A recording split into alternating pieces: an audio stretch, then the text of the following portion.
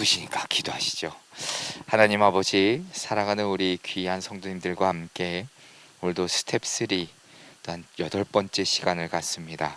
어느덧 막바지 후반부를 달려가고 있는데 하나님께서 도우셔서 오늘도 이 오늘 말씀 가운데 정말 놀라운 은혜 또한 깨달음의 역사를 허락하여 주시고, 또한 저희들의 심령 가운데 성령님께서 늘 내주하여 주셔서 정말 하나님의 제자로서 우리가 바른 가치관을 가지고 살아갈 수 있도록 은혜를 허락하여 주옵소서. 오늘도 지켜주실 줄 믿고 주 예수 그리스도의 이름으로 기도합니다. 아멘. 자, 우리가 벌써 지금 8번째입니다. 저 맨 앞 위에부터 선택 결단부터 정체성, 말씀, 성령, 이제 뭐죠? 제자의 길, 성화, 경제물, 일에 관한 내용들을 쭉 살펴보았는데, 이 내용들이 우리 성도님들에게 있어서 제자로서의 삶을 살아가는 데 있어서 조금 도움이 되셨으면 하는 바람이 있고, 자, 오늘은 이제 리더십에 관한 이야기입니다. 우리 권사님이 지나가시네. 권사님이. 네. 아니, 여기 아니고 저쪽. 우리는 예. 저 구멍으로 가시면 돼. 예. 우리 삼교구에 우리 회계를 맡고 계시는 권사님이십니다. 네. 이것도 방송에 나갔을 텐데 어때요? 네. 자, 네, 그 문으로 나가시면 됩니다. 네. 자, 그래서 오늘은 리더십에 관한 이야기입니다. 아마 오늘 많이 못 오실 거라 생각은 했어요. 지금 다들 너무 일들이 많으셔가지고. 자, 그래서 오늘 교재를 보시면서 함께 좀 먼저 말씀 먼저 읽겠습니다. 네. 자, 말씀 한 구절. 우리 에베소서 4장 11절부터 12절까지 우리 다 함께 한 목소리로 읽겠습니다. 그가 어떤 사람은 사도로, 어떤 사람은 선지자로, 어떤 사람은 복음 전한 자로, 어떤 사람은 목사와 교사로 삼으셨으니 이는 성도를 온전하게 하여 봉사의 일을 하게 하며 그리스도의 몸을 세우려 하심이라. 아멘. 자, 오늘 그래서 이제 성경적 리더십 8번째 시간을 함께 좀 살펴보려고 합니다. 언제나 이 리더에 대한 이야기는 끊이지 않습니다. 우리가 그 평신도 지도자들, 어찌 보면 오늘 우리가 이 스텝 3라는 과목을 들으신 여러분들도 평신도에 있어서만큼은 리더, 어떤 지도자의 역할을 감당하고 계신 거라 말씀드릴 수 있는데, 리더가 잘못된 리더 한 사람이 아주 나라의 어찌 보면 우리 그 속한 공동체나 크게는 나라까지도 좌지우지 될 수 있는 중요한 역할을 하는 사람들이 바로 이 리더입니다. 지금의 전쟁도 그렇고, 우크라이나나 러시아 간의 전쟁이 지금 1년 넘게 지속되어 있잖아요. 그 리더들의 생각과 사상이 나름대로 있는 거겠죠. 그리고 이제 이스라엘과 지금 하마스의 전쟁이 계속되고 있는데, 미국의 중재에도 불구하고 이스라엘은 그냥 밀어붙이는 거잖아요. 거의 수천 명의 아이들이 지금 죽임을 당했고 땅은 거의 황폐화됐고, 근데 너무나도 그 좁은 땅덩어리 가자지구라는데 여의도에 5.5배인가? 근데 거기에 200만 명이 넘게 살잖아요.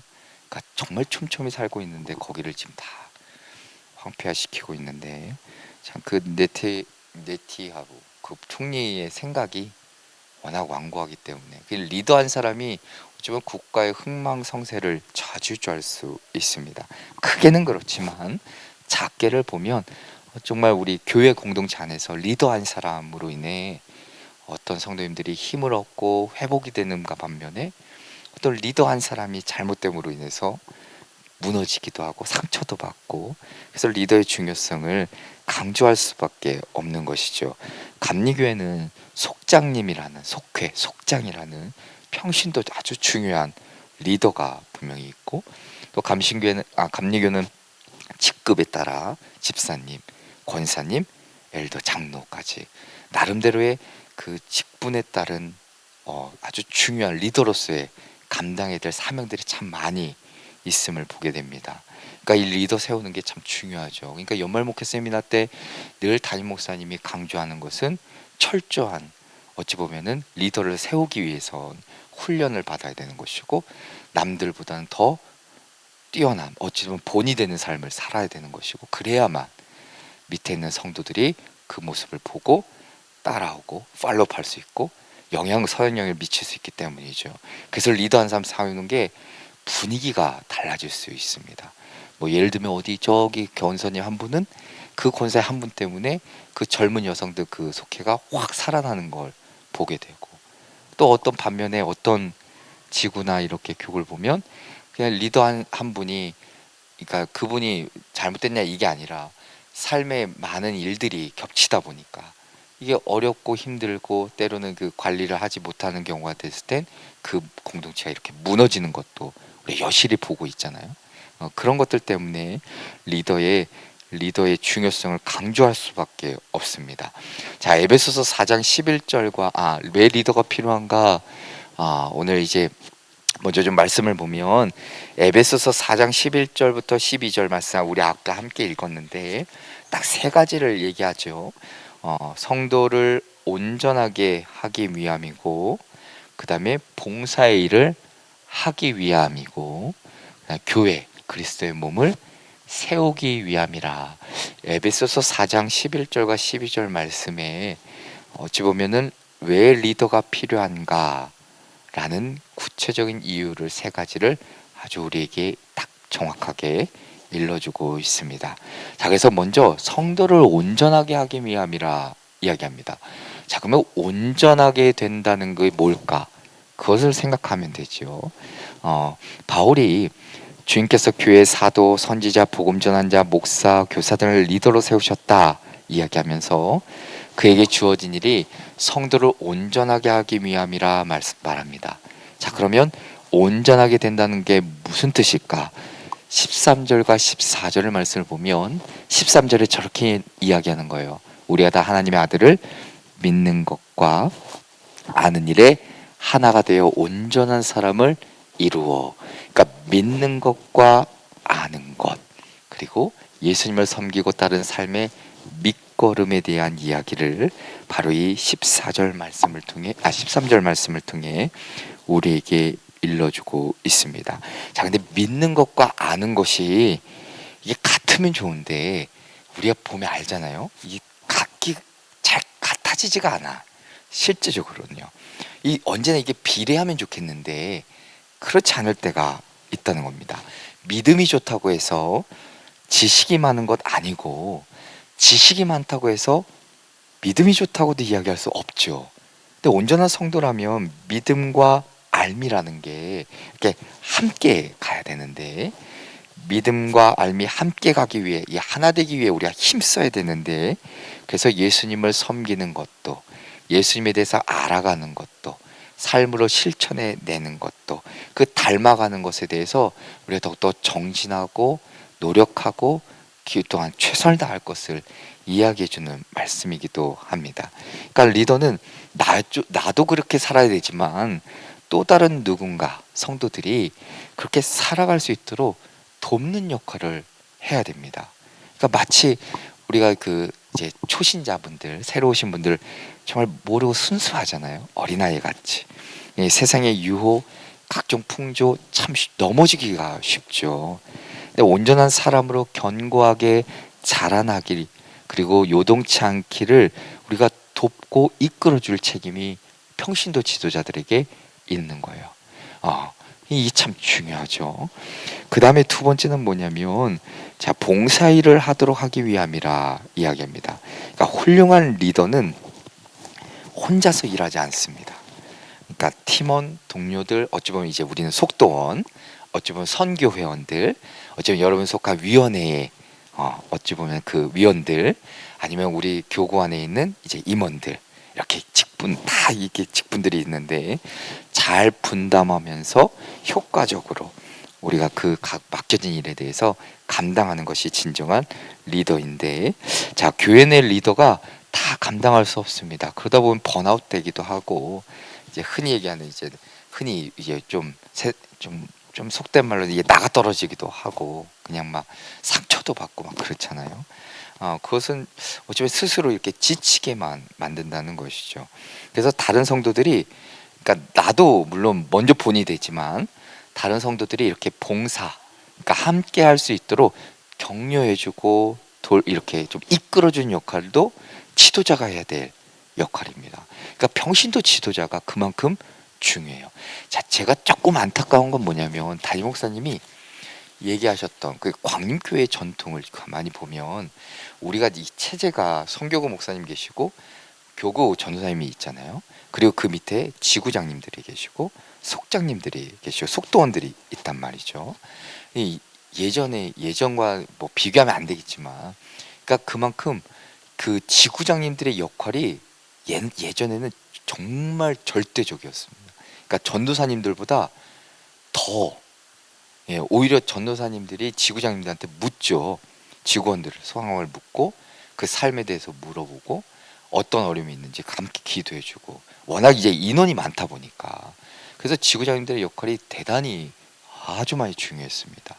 근데 이제 시대가 막 흐르다 보니까 바쁘기도 하고 이제 정신없이 이제 여러 가지 가정 돌보는 거, 자녀 키워야 되죠. 손자 손녀도 돌보다 보니까 그 역할들이 점점점 줄어들다 보니까 이제 예전만큼 이 뭐랄까요, 교구 지구를 이렇게 장악하는 능력이나, 어찌 보면은 지구장님이 열심히 노력하는데 직원들이 잘 따르지 않는 이런, 어찌 보면 조금 어려움을 지금 경험하고 있는 것 같아요. 땀 흘리고 애쓰고 수고했는데 생각만큼 이렇게 잘 따라오지 않을 때 참 속상하잖아요. 우리 또 직원들 우리 다 알지만 이렇게 잘 나오는 분들만 있는 게 또 아니고, 안 나오고 부진자들 다 돌보고 하다 보면 지치기도 하고. 내가 어쨌든 우리가 지도자라면 나와 함께 일할 수 있는 누군가, 성도를 나와 발맞춰서 할 수 있는 사람들이 이렇게 같이 이끌어주고 함께 할 수 있는 역할을 해야 될 필요가 있겠다. 그래서 봉사에 대한 이야기를 하는 것이죠. 자, 출애굽기 18장 18절 말씀이 바로 그런 겁니다. 자, 모세의 예를 듣는 거예요. 여기가 18절에 네가 혼자 할 수 없으리라 라고 이야기하죠. 자, 모세가 25절 26절의 말씀처럼 이스라엘 무리 중에서 능력 있는 사람들을 이렇게 택한 겁니다.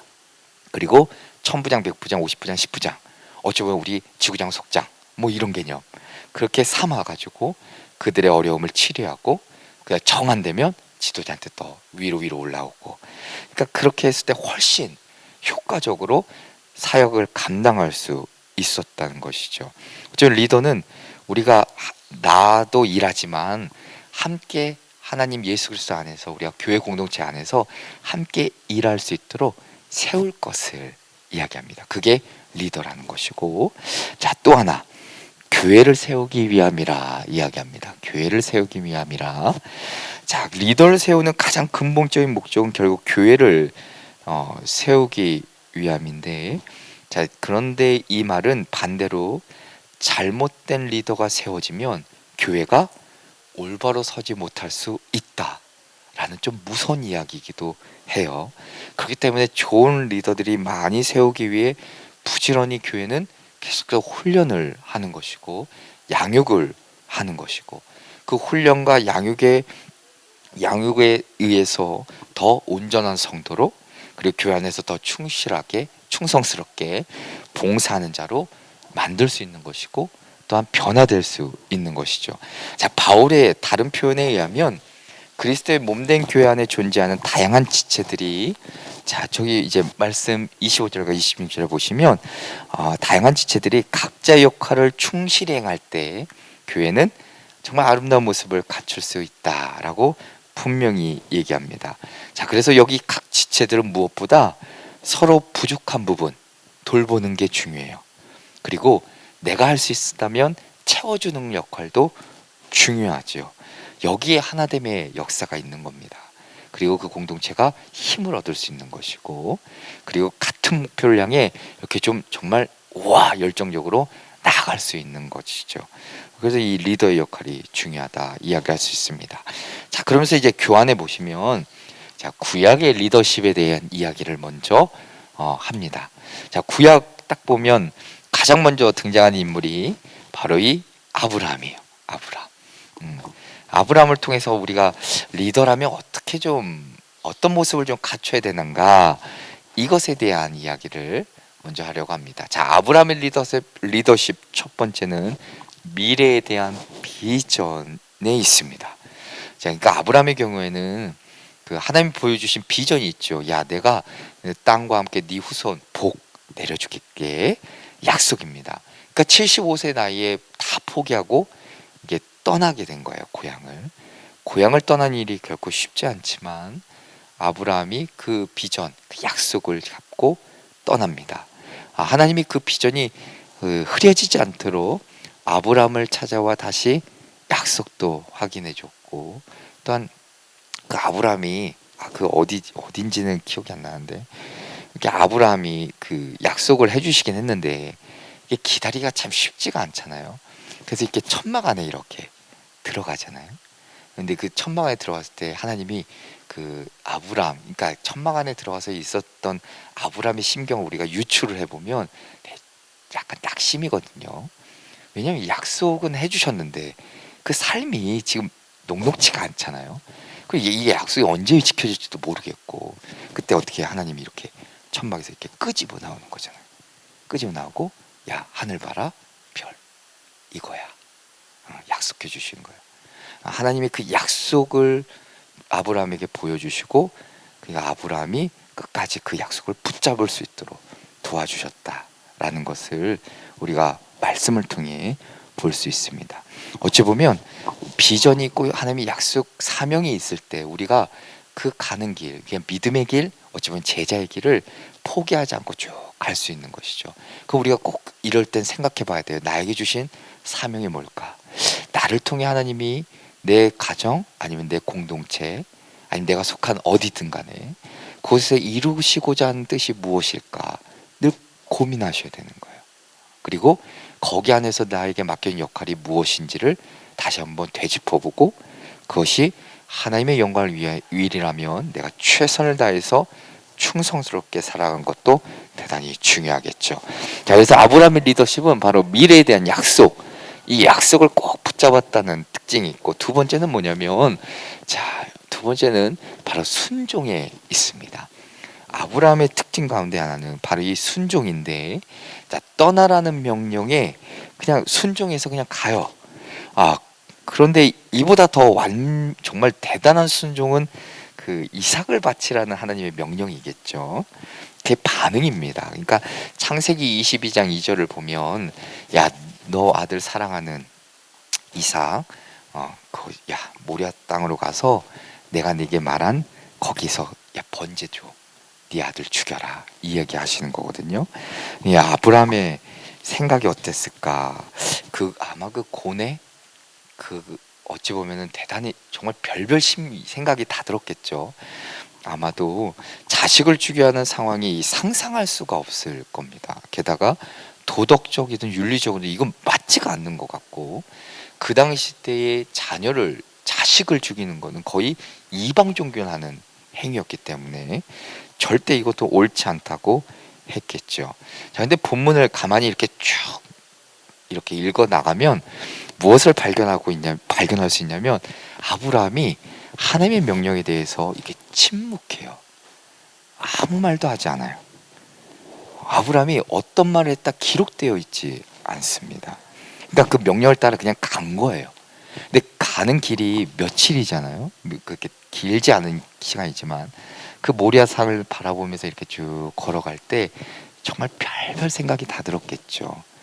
근데 참 아브라함이 위대한 것은 그럼에도 불구하고 하나님이 분명히 이 모든 일 가운데 도우실 것이고 또한 나에게 약속해 주셨으니까 그 약속을 지키실 것이라는 믿음이 있었던 겁니다. 그래서 우리가 잘 아는 창세기 22장 3절에 보면 야, 아들 이삭을 데리고 번제에 쓸 나무를 쪼개 가지고 떠나 하나님이 자기에게 일러 주신 것으로 가더니 라고 이야기합니다. 그 순종의 결과가 무엇인가? 이삭의 생명 보존될 수 있었죠. 하나님이 그 믿음 인정해 주십니다. 자, 리더라면 우리가 하나님의 명령이 나 스스로의 이해, 생각을 넘어설지라도 하나님께 순종하는 모습을 보여줄 수 있어야 된다. 그만한 결단이 있어야 된다. 그게 바로 리더다라는 것을 알 수 있고, 자, 또 하나 양보에 대한 이야기인데, 자, 양보. 그 아브라함이 보여주는 리더십 또 다른 모양은 양보인데, 이게 우리가 롯 조카 롯과 연관되어 있죠. 이게 재산이 늘어나가지고 이제 쌈박질하기 시작하니까 자신들의 목자들 갖고 조카 롯의 목자들이 이게 갈등이 일어나가지고 다투는 일로 불가피하게 이렇게 헤어져야 했죠.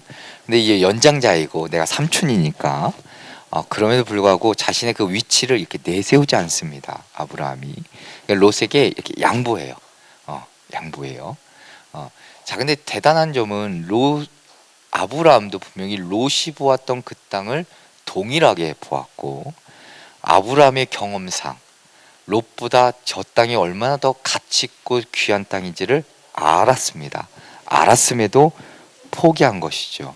자, 어찌 보면 이 리더가 자신의 것, 어찌 보면은 내가 고집하는 것, 어찌 보면 양보하지 않으면 그 공동체 안에서 수많은 갈등과 분쟁은 끊이지 않을 겁니다.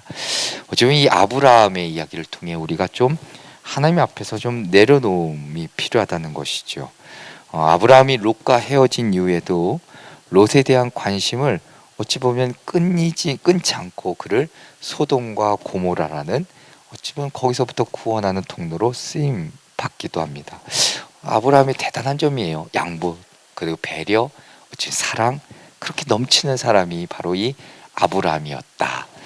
리더라면 바로 이런 모습을 좀 갖고 있어야 되겠다라는 것이고, 자, 아브라함이 이렇다면 자, 이제 모세 좀 볼 텐데, 모세. 자, 모세는 먼저는 어떤 특징이 있는가? 자,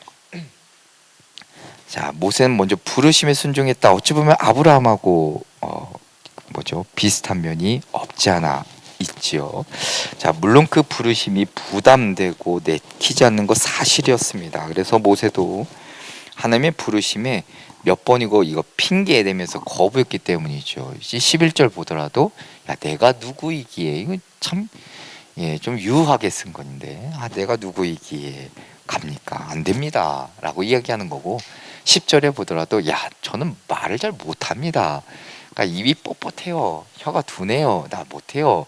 이렇게 얘기하는 거고, 13절에도 보낼 만한 자를 보내서 안 됩니다 라고 자기를 이렇게 좀 뭐랄까요? 좀 거절하고 있는 것을 볼 수 있습니다. 자, 그러면 모세를 통해서 우리에게 먼저 깨닫게 해주시는 것은, 자, 지도자가 될 수 있었던 모세가 그가 가진 출중한 능력 때문이었는가? 아니라는 거예요.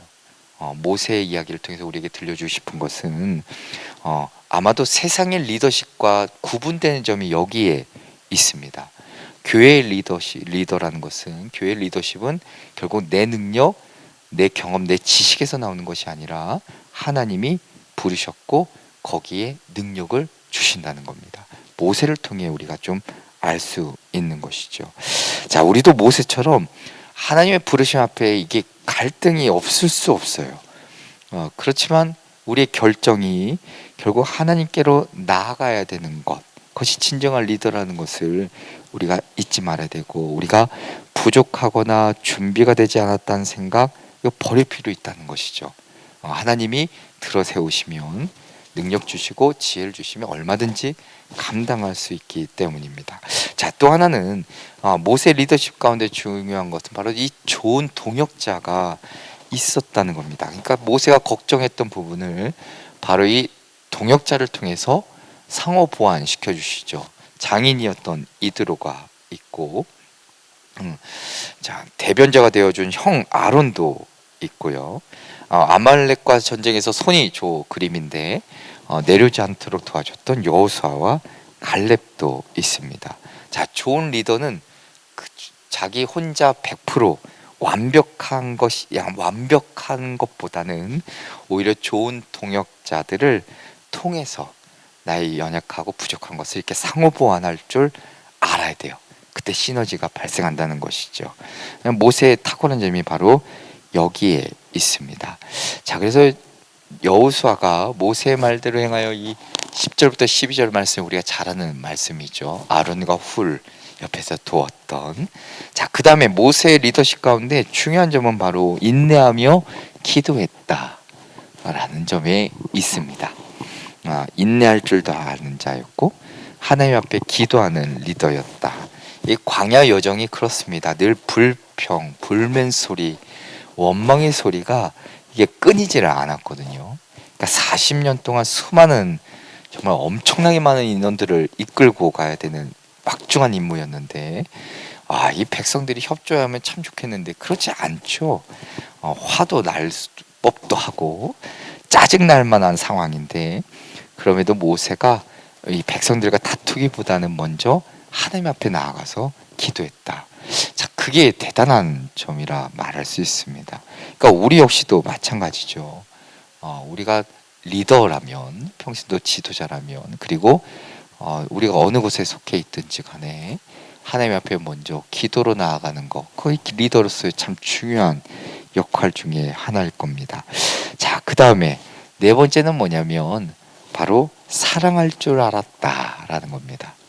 백성들의 잘못이 없지 않았는데 거기에 보듬어 안아줄 수도, 그들 좀 포옹해주는 그런 모세의 모습을 우리가 볼 수 있는데, 출애굽기 32장 32절을 보면 모세가 뭐라고 얘기하냐면, 그러나 이제 그들의 죄를 사하시옵소서, 그렇지 아니하시오면 원하건대 주께서 기록하신 책에서 내 이름을 지워버려 주옵소서. 야, 이 모세가, 그러니까 금송아지를 숭배했던 이스라엘 백성들, 그 죄악으로 인해 하나님이 정말 극의 진노가 달했을 때도 자신의 이름을 이 주님의 책에서 지워도 괜찮으니까 그들 용서 좀 해달라고, 그만큼 백성들을 사랑했던 자이고 인내했던 자라 말할 수 있습니다.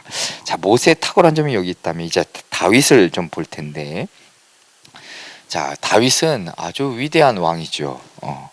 가장 위대한 왕입니다. 이스라엘이 그를 동경했고 후대 모든 왕들의 평가도 이 다윗을 기준으로 매길 정도로 탁월한 인물입니다. 양치는 목동이었지만 하나님이 택하신 왕이 되었고, 정말 어려운 무지하게 역경도 겪었죠. 정말 탁월한 리더십으로 나라를 부강하게 하고 많은 백성들이 이끌었던 위대한 사람은 틀림없습니다. 자, 이 다윗의 리더십 몇 가지 볼 텐데, 자, 오늘 교환해 보면, 자, 먼저 무엇을 얘기하냐면 용기를 얘기를 해요. 용기를. 자, 골리앗과의 싸움 이야기죠. 이 우리가 골리앗 이야기는 뭐 다 합니다. 골리앗, 이스라엘 군사와 대치되는 그 상황 속에서 블레셋과의 전쟁을 하게 됐는데, 이게 번번이 이 골리앗이라는 이 거대 장수 때문에 참 난감했죠. 어려움이 있었습니다. 그러니까 군사들이 딱 봤을 때 골리앗하고 맞짱뜰 사람이 없으니까 전세도 밀리고, 그때 이제 목동이었던 다윗이 하나님의 이름으로, 내가 만군의 여호와 이름으로 내게 나아오노니 딱 얘기하죠. 골리앗을 쓰러뜨리게 됩니다. 대단히 용기 있는 자세이죠. 그래서 우리가 사무엘상 17장 45절에 나오는 겁니다. 만군의 여호와 이름, 군대가 모욕하는 이스라엘 군대 하나님 이름으로 내게 나아가노라. 자, 용기 있는 리더십 필요합니다. 과감하게 남들이 조금 어려워하는, 남들이 좀 주저하는 것들에 대해서도 좀 과감하게 믿음으로 결단하고 나아가는 거, 그걸 리더의 역할이에요. 우물쭈물, 우유부단, 멈칫멈칫, 뒷걸음 한 걸음 빼는 건 리더의 모습이 아니라는 겁니다. 자, 그리고 두 번째는 회개할 줄 알았다. 이 밧세바는, 다윗은 평생 저 밧세바 때문에 어쨌든 저 밧세바가 끊이지가 않는데, 야, 치명적이죠. 예, 밧세바 범하고 우리야, 남편이었던 우리야를 전장에 내보내서 죽게 했는데, 그러니까 전쟁의 시기 가운데 왕이 나가지 않았던 것도 문제입니다. 그것도 분명 문제예요. 어찌 보면은 그 군대의 사기를 올려주는 역할을 최앞장서는 게 이제 왕인데, 어쩌면 전쟁 가운데 전혀 뒤편에 섰던 다윗의 조금 실수도 볼 수 있고, 일단 육체의 정욕에 끌려서 남의 것을 탐하고 빼앗았던 다윗의 그 정말 치명적인 진짜 약점이 있습니다. 충성스러운 부하였던 우리아까지 죽여버렸으니까 나단이 그에 대해서 아주 신랄하게 책망하죠. 자, 다 그러니까 탁월한 정말 위대한 왕이어도 저런 유혹과 미혹에 넘어질 수 있다는 것을 우리가 잊지 말아야 되고, 자, 그럼 다윗의 위대한 점이 바로 여기에 있는 것이죠. 책망 받았을 때 그가 회개했다는 겁니다. 이게 가장 심플하면서도 아주 중요한 대목이에요. 우리 이게 지적당하면 이게 기분이 나쁘지 변화되기를 참 주저주저 하는데, 다윗은 그렇지 않았다는 거예요. 그 책망을 겸손하게 받아들였다는 것이죠. 그러니까 절대 권력을 쥔 왕이니까 나단 선지자 찜이야 단칼이 탁 끝나는 거예요. 그럼에도 불구하고 하나님 앞에 엎드려 회개합니다. 자, 그래서 그 회개했을 때 나단이 다윗에게 무엇이라고 얘기하냐면, 여호와께서도 당신의 죄를 사하셨나니 당신이 죽지 아니하려니와 라고 이야기합니다. 어찌 보면은 일로 말미암아 이제 저 뒷 성경 말씀은 그대로 일어나죠. 결국은 다윗이 죽진 않지만 그로 인한 숱한 어려움들을 경험하는 것을 우리는 볼 수 있습니다. 참된 리더면 이게 하나님 앞에 진솔하는 것도 중요하고, 사람들 앞에서도 내가 잘못했던 것 시인할 줄 아는 것도, 그것도 용기입니다. 내가 좀 잘못했던 거 아니면 실수했던 것 내가 좀 얘기하는 것도 리더의 모습이라 하는 것이죠.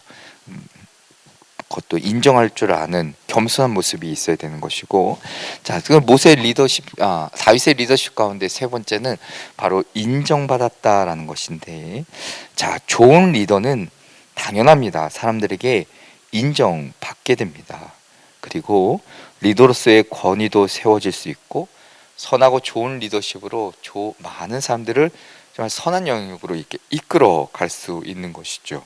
근데 중요한 것은 뭐냐면, 사람에게 인정받는 것도 중요한데, 근데 먼저 우리가 우선순위 돼야 될 것은 하나님께 인정받는 게 더 중요합니다. 하나님께 인정받는 걸 뒤로 하고 사람에게 인정받으려고 하면 이제 거기서 이제 가식이 나오는 거고 위선이 나오는 거예요.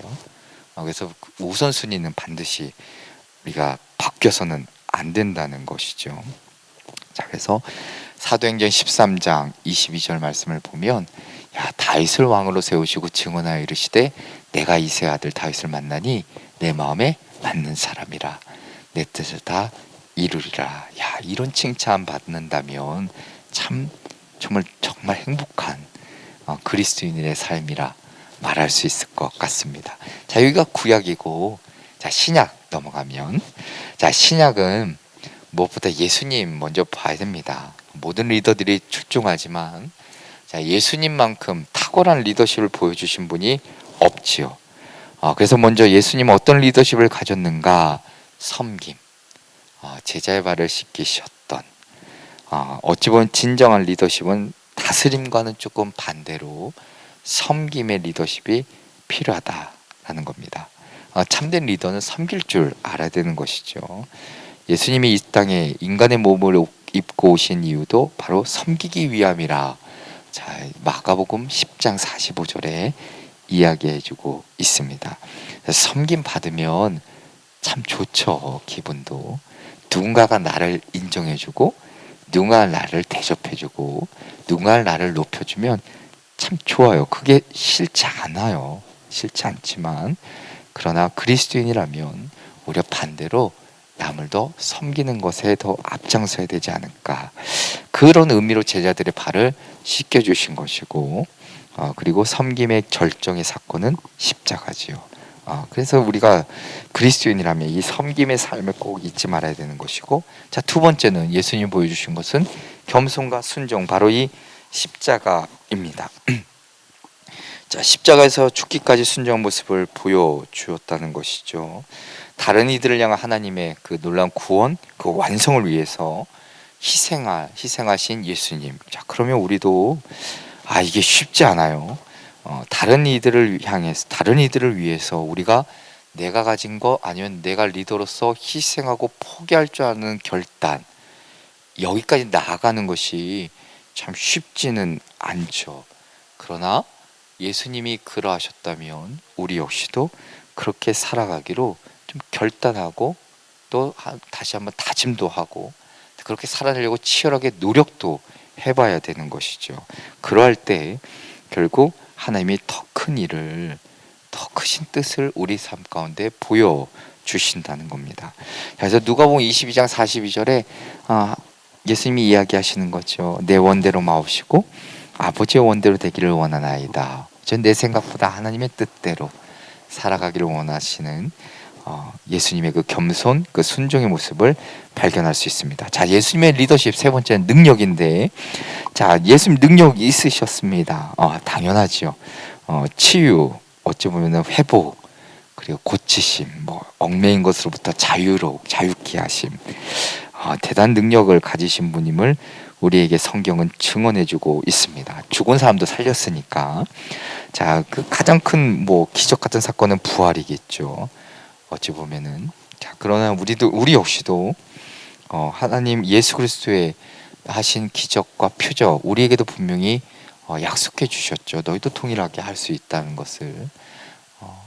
그 믿음을 우리가 갖고 있다면 우리가 살아가는 공동체 안에서, 우리가 만나는 어떤 교회 안에서, 우리가 살아가는 그 사회 속에서도 그 능력을 힘입어 살아가는 것이 중요하다. 그것이 곧 그리스도의 제자로서의 삶이고 리더의 모습이라 말할 수 있습니다. 결국 그 능력이라는 것은 내가 하는 것 같지만 하나님이 돕지 않으시면 결국 진정한 능력이 발휘가 될 수가 없다는 것도 우리가 잊지 말아야 되겠죠. 자, 그리고 베드로의 리더십을 좀 볼 텐데, 자, 베드로의 리더십. 베드로는 그 처음부터 훌륭한 리더십을 가졌는가, 탁월한 어쩌면 지도자였는가, 그건 아니에요. 어부에 불과했기 때문에 예수님의 수제자, 나아가 어쨌든 초대교회의 핵심 인물이 될 수 있었던 것은 나름의 이 리더로서 성장할 수 있는 어떤 훈련의 시간이 있었기 때문입니다. 베드로는 그 점을 우리가 좀 유심히 볼 필요가 있습니다. 자, 그래서 이 베드로 리더십을 통해서 우리에게 이야기해주고 싶은 것은 바로 우리가 지도자라면 그 성장의 과정, 성숙의 과정, 어찌 보면은 좀 탁월한 능력을 좀 소유할 수 있는 그 과정, 훈련의 과정이 반드시 있어야 되는 거예요. 자, 때로는 우리가 실패도 좋은 요소가 될 수도 있는 것이고, 베드로는 성질이 나빠요. 실제로 나쁘대요. 다혈질이고 자기 주장도 되게 강하고, 예수님을 3번이나 부인했잖아요. 그러면서 아주 깊은 실패도 경험했던 인물입니다. 그래서 마가복음 14장 72절에 보면 3번 나를 부인하리라 하심이 기억돼 그 일을 생각하고 뭐했다? 울었다. 참. 근데 하지만 이제 여기서 끝나는 것이 아니라 부활하신 주님을 이렇게 만나죠. 예수님 이게 뭐죠? 3번 부인하고 저기 고향으로 도망가잖아요. 가서 뭐 하죠? 다시 고기 잡아요. 그때 예수님이 부활하신 후에 베드로에게 이렇게 찾아오시죠. 찾아오셔서 따지고 묻고 뭐라 하지 않으시잖아요. 너 나 왜 배신했냐? 너 왜 도망갔냐? 너 왜 나 3번이나 부인했냐? 이 떼찌떼찌 하지 않았잖아요. 이렇게 내 양을 먹이라 사명 주십니다. 관계 회복시키시고 딱 세우시죠. 그게 예수님의 탁월한 점이라 말할 수 있는데, 그를 통해 베드로가 그때 이후로 완전히 180도 바뀌는 거예요. 목숨 걸고 나가는 겁니다.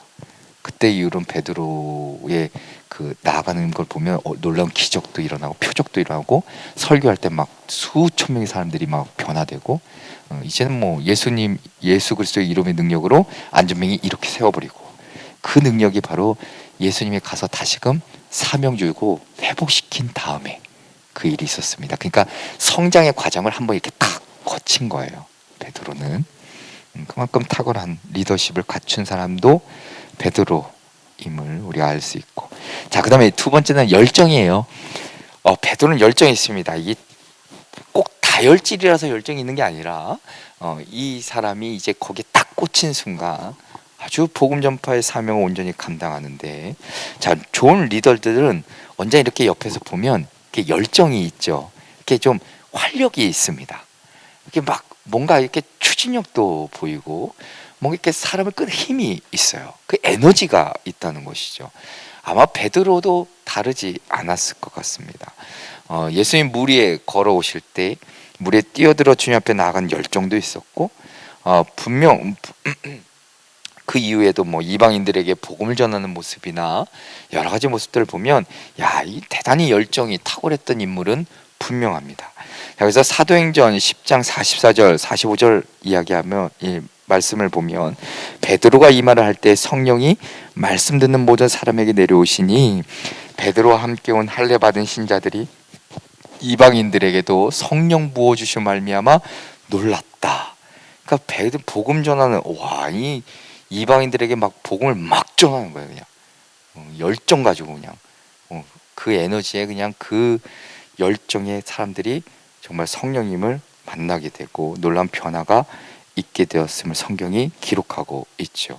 또한 주님을 향한 고백과 칭찬받음이 베드로의 리더십 중에 하나인데, 주님을 향한 뜨거운 진심 어린 고백이 베드로를 통해서 우리가 알 수 있고요.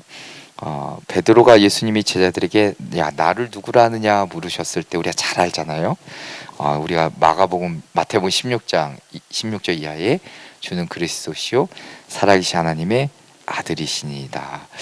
이 신앙 고백을 예수님이 대단히 칭찬하십니다. 그리고 그 고백 위에 교회를 세우시겠다 약속도 하시고, 오늘 이 고백 때문에 베드로라는 인물이 카톨릭에서는 절대적인 사도권을 가진 인물로 추앙되게 됩니다.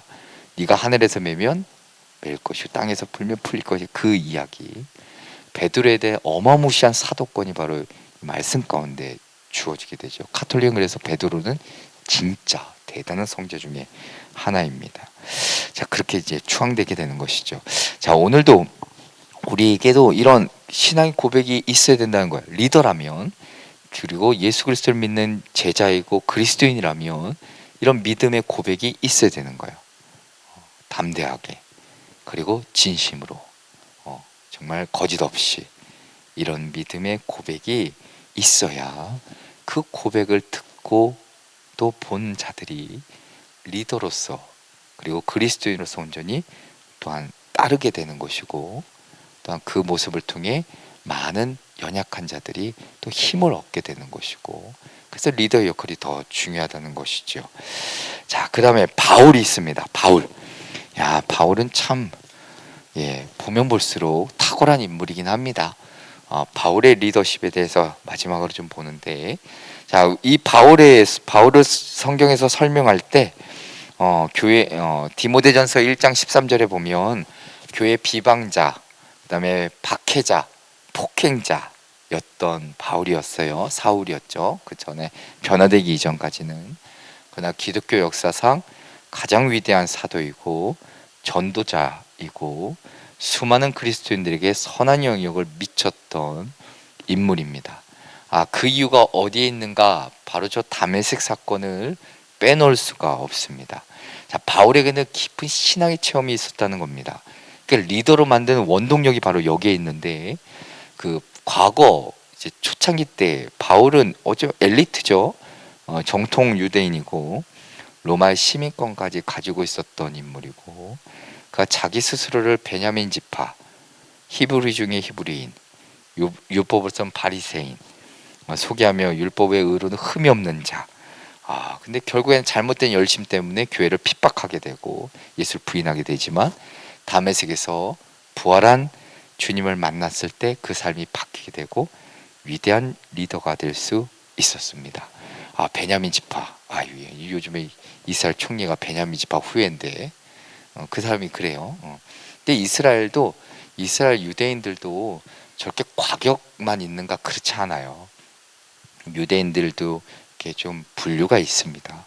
흔히 시온주의를 주장하는, 그러니까 그것의 회복을 강력하게 이야기하는 그 파, 이게 좀 강경한 파고, 그 반대로 조금 온건파가 있어요. 지금 전쟁을 일으키는, 저 일으켰다는 표현을 그렇지, 당했으니까 먼저 이 전쟁을 지금 가담하고 있는 파는 바로 이 시온주의 성향이 강합니다. 아주 강력한 사상과 아주 무장되어 있는 분들인데, 자, 어찌 보면은 이 그 사도행전 9장 5절의 말씀처럼 사도 바울이 대답하되 주여 누구시나이까 이르시되 나는 네가 박해하는 예수라 라는 이 말씀처럼 예수님을 만났을 때 완전히 바뀌게 되고 위대한 리더가 될 수 있었다. 야, 그러면 우리 역시도 이렇게 곰곰이 우리의 삶을 되짚어 보시면 좋을 것 같아요. 나 역시 내가 내 삶을 뒤돌아봤을 때 바울만큼 아니더라도 정말 앞이 보이지 않는 깊은 그런 체험이 아니라 할지라도 내 삶의 신앙의 여정 속에 그만한 정말 내 삶의 변화가 있고 내 삶을 바꾸는 계기가 있었던 경험이 있는지, 어떤 체험이 있었는지를 깨 돌아볼 필요가 있습니다. 자, 그러면 이제 또 묻겠죠. 그럼 그런 체험 없으면 안 되는 건가요? 그거 아니에요. 그건 아닌데 절대 그렇지 않아요. 어떤 우리의 기억 속에 그런 아주 뭐랄까요, 좀 기억에 탁 남을 만한 아주 큰 일이, 어찌 보면 좀 그럴 만한 대단한 일들이 있었는지 한번 돌아보시고, 그리고 또 그런 일이 없다 할지라도 내가 신앙생활을 시작했던 첫 모습하고 지금의 모습하고 비교해 보시면 그 기간이 수년이 됐든 수십 년이 흘렀든 어떻게 변화되어 있는지 우리 이것을 좀 살펴보면 좋을 것 같습니다. 그것 역시도 어떤 신앙의 체험에서 오는 변화이고, 어찌 보면 거기 안에서 주시는 하나님의 은혜가 섭리가 있다는 것이죠. 자, 그리고 바울의 리더십 가운데 열정과 전도 있습니다. 그러니까 열정뿐만이 아니라 전도의 삶을 바쳤던 리더입니다. 그러니까 이방인들 나아가서 전도했던 바울의 모습을 우리는 정말 잘 알고 있죠. 사도행전 14장 19절 21절 보면 루스드라에서 이게 돌에 맞죠. 돌에 맞고 거의 죽다시피 했음에도 결국 복음 전파하는 일을 그냥 놓치지 않았습니다. 그만큼 복음을 부끄러워하지 않았고 미루지 않았고, 그다음에 언제나 그 일에 앞장섰던 바울의 모습을 성경을 통해 볼 수 있죠. 교회 리더가 갖춰야 될 덕목입니다. 열정적으로 부끄러움 없이 미루지 않고 내게 맡겨주신 일에 최선을 다하는 것, 그 리더의 반드시 중요한 모습이겠죠. 그래서 로마서 1장 16절에 이야기하는 겁니다. 내가 복음을 부끄러워하지 아니하노니, 이방인들에게 전했던 바울의 모습을 볼 수 있고, 또한 세 번째 마지막은 교회와 좋은 일꾼들을 세웠다. 자, 마지막으로 바울이 교회와 좋은 일꾼들을 세우는 리더였다. 우리가 좋은 리더가 되기 위해서는 앞서 얘기한 대로 교회 공동체 안에 함께 섬길 수 있는 자들을, 일꾼들을 이렇게 세우는 것. 그리고 나도 언젠가는 리더이기 이전의 모습이 있었던 것처럼 그들도 그 이전의 모습에서 이제 벗어나 다시 리더로 세움받을 수 있도록 우리가 그렇게 돕고 이끌 책임이 우리에게 있는 것이죠. 어찌 보면 바울이 얼마나 대단했냐면, 로마서 이렇게 쭉 보시면 마지막 16장이 있잖아요. 로마서 16장은 약간 에필로그 같은 느낌이에요. 그 에필로그 같은 느낌인데 거기에 보면은 인물들이 쫙 기록되어 있어요. 그 인물들이 기록되어 있는 내용들을 곰곰이 이렇게 보면 바울의 머릿속에, 기억 속에 남아있는 사람들의 이름들이겠죠. 그리고 그들의 특징을 기록되어 있습니다. 누구는 내가 감옥에 있을 때 나와 같이, 누구는 내가 했을 때 내가 추천할 만한 사람 누구였고 베베였고, 누구는 여기였고, 누구는 이름이 쫙 기록되어 있어요. 그러니까 바울은 그만큼 가는 곳곳마다 중요한 아주 일꾼들을 세워서 함께 협력하고 도왔다는 겁니다. 그래서 로마서 16장 그 에필로그에 수많은 사람들이 기록되어 있는 거예요. 어떤 사람은 어땠고 어떤 사람은 어땠고. 자, 바울의 리더십이 바로 이런 것들이 있는 것이죠. 그래서 함께 교회를 세워나가는 겁니다. 자, 우리 지도자라면 우리가 광림교회, 이번에 이 GMC 목사님도 오셨잖아요. 아마 선교구 안에 동행신방 있으신가요? 여기? 내 가정에 방문했다? 아이고, 안타깝네요. 없으시네. 네, 저도 이제 동행신방 하게 됐는데 미국에 계신 두 목사님, 그 GMC 뭐 동행신방이라고 얘기했는데 이게 뭐예요? 오늘 오셨잖아요. 3부 때 글로벌 메소디스트 카운슬링 맞나? 맞을 거예요. 네, GMC.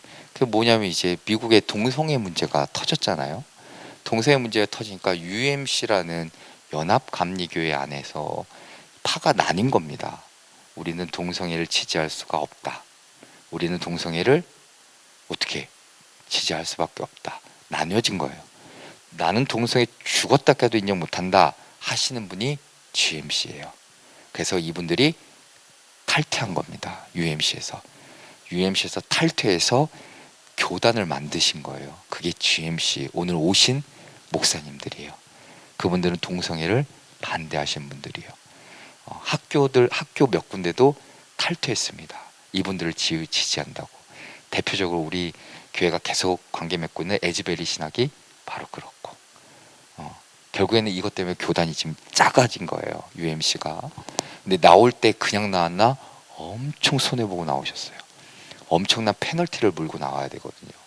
그걸 감수하고 나오신 겁니다. 동성애 그 문제 때문에. 참 대단하신 분들이죠. 근데 그분들이 이렇게 동행심을 하다가 이제 이런저런 이제 미국 분들이니까 얘기를 하다 보면, 우리는 광림교회 안에 있으니까 잘 모르지만 광림교회가 전 세계적으로 얼마나 큰 영향력을 미치는지는 제 밖에 내가 미국에 계신 목사님들이 정말 대단하다 이야기를 합니다. 오늘 이제 많은 이게 축사들을 봐더라도 그 전 세계적으로 미치고 있는 영향력. 근데 그 영향력의 중심에 누가 있는 거예요? 우리 교인들이 있는 거예요. 우리 리더들이 있는 거예요. 평신도 지도자들이 그 역할을 감당하는 겁니다. 속해면 속해.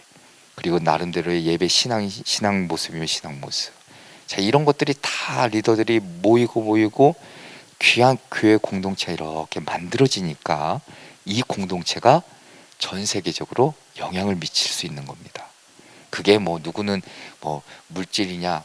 그건 아니죠. 물질은 그냥 후자이고, 우리가 리더가 좋은 공동체로 리더가 모이니까 우리가 하는 게 뭐예요? 전도하고 선교하는 것이야.